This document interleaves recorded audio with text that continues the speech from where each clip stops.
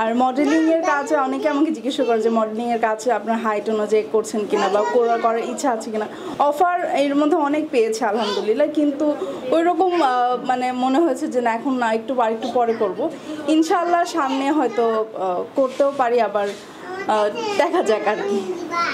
আচ্ছা, আমি প্রথমে আমার পরিচয়টা দিচ্ছি। আমার নাম হচ্ছে সৈয়দা শিরিন জামান। আমি একজন ফ্রিল্যান্সিং মেকআপ আর্টিস্ট। অলসো আমি অনলাইন প্ল্যাটফর্মে ব্র্যান্ড প্রমোটার এবং লাইভ প্রেজেন্টার হিসেবে কাজ করছি। আর এই তো সাথে আমি মেহেদির কাজও করছি, মানে মেহেদির মেকআপ মানে মেহেদির আর্টিস্টের কাজ করছি। যদি কেউ ওরকম ডাকে তখন হয়তো করে দিই। আদারওয়াইজ মানে এটা হচ্ছে আমি প্রফেশনাল মেহেদি আর্টিস্ট না, এবং প্রফেশনাল মেকআপ আর্টিস্ট না, শখের বসে করছি। আর ব্র্যান্ড প্রমোটারকে আমি ইনশাআল্লাহ প্রফেশন হিসেবে নেওয়ার চিন্তা ভাবনা করছি। আর এই তো, আর মডেলিংয়ের কাজে অনেকে আমাকে জিজ্ঞাসা করে যে মডেলিংয়ের কাজে আপনার হাইট অনুযায়ী করছেন কিনা বা করার ইচ্ছা আছে কিনা। অফার এর মধ্যে অনেক পেয়েছে আলহামদুলিল্লাহ, কিন্তু ওই রকম মানে মনে হয়েছে যে না এখন না, একটু পরে করব। ইনশাআল্লাহ সামনে হয়তো করতেও পারি, আবার দেখা যাক আর কি। নারীরা যেভাবে এগিয়ে যাচ্ছে, নারীরা বা বিভিন্ন কাজে তারা এগিয়ে যাচ্ছে, আসলে এই ব্যাপারগুলোকে আপনার দৃষ্টি থেকে আসলে কতটুকু ইন্সপায়ার করে?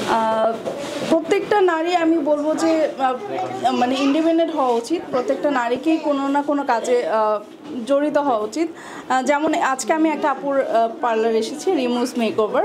এই আপুটার মানে উদ্যোগ নেওয়াটা দেখে আমার খুব ভালো লেগেছে। এই যে এটা কিন্তু, আর সাথে আমি বলবো যে প্রত্যেকটা মানে ওয়াইফের পাশাপাশি হাজব্যান্ডেরও হাজব্যান্ড যদি মানে কি বলে সাপোর্ট দেয়, তাহলে কিন্তু প্রত্যেকটা মেয়েও কিন্তু আগাইতে পারে, বা তার পার্টনার যেটাই হোক না কেন, মানে আর ফ্যামিলি বা লাইফ পার্টনার যদি সাপোর্ট দেয় তাহলে কিন্তু সবাই আগাতে পারে। আর আমি বলবো যে প্রত্যেকটা মেয়েকে ইন্ডিপেন্ডেন্ট হওয়া উচিত, প্রত্যেকটা মেয়েকেই নিজের পায়ে দাঁড়ানো উচিত। সেটা বিয়ের আগে হোক বা বিয়ের পরে হোক, একটা নিজের জায়গাটা আসলে করা উচিত, আমি এটা বলবো আর কি। বর্তমান সময়ে বেশ কিছু উদ্যোক্তারা যারা আসলে মানুষের অনেক বিশ্বাস অর্জন করেছে, বাট অথচ দিন শেষে দেখা যায় তারাও একটা প্রতারণার সাথে জড়িত থাকে। সাম্প্রতিক সময় আমরা একজনকে দেখলাম, নারী উদ্যোক্তা টনি নাম করে, তার যেই গুলিস্তানের কাপড় অর্থাৎ পাকিস্তানি বলে চালানো হতো, এই সমস্ত ব্যাপারগুলো আসলে সেলিব্রিটিদের উপর কি মানুষ আস্থা হারিয়ে ফেলে কিনা?